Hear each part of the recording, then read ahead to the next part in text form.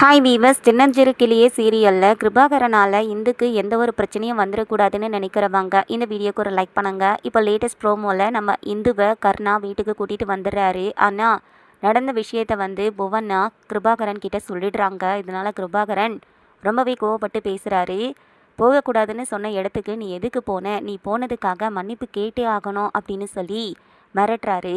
செய்யாத தப்புக்கு என்னால் மன்னிப்பு கேட்க முடியாதுன்னு கிருபாகரனோட முகத்துக்கு நேராக பார்த்து மூஞ்சில் அடித்த மாதிரி பேசுகிறாங்க நம்ம இந்து.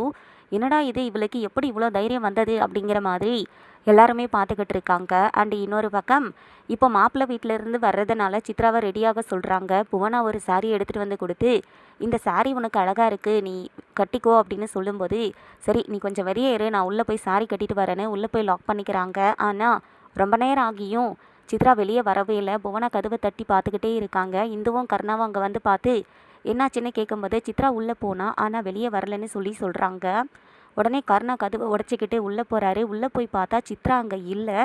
அப்போ சித்ரா எங்கே போயிருப்பா அப்படிங்கிற மாதிரி பார்க்குறாங்க. ஸோ கண்டிப்பாக இந்து ஹெல்ப் பண்ணி சித்ராவை வெளியே அனுப்பியிருக்கிறதுக்கு வாய்ப்பு இருக்குது அப்படிங்கிற மாதிரி இந்துக்கு தண்டனை கொடுக்கறதுக்கும் சான்சஸ் இருக்குது. ஸோ வெயிட் பண்ணி என்ன நடக்கும் அப்படிங்கிறத நம்ம பார்க்கலாம். தேங்க்ஸ் ஃபார் வாட்சிங்.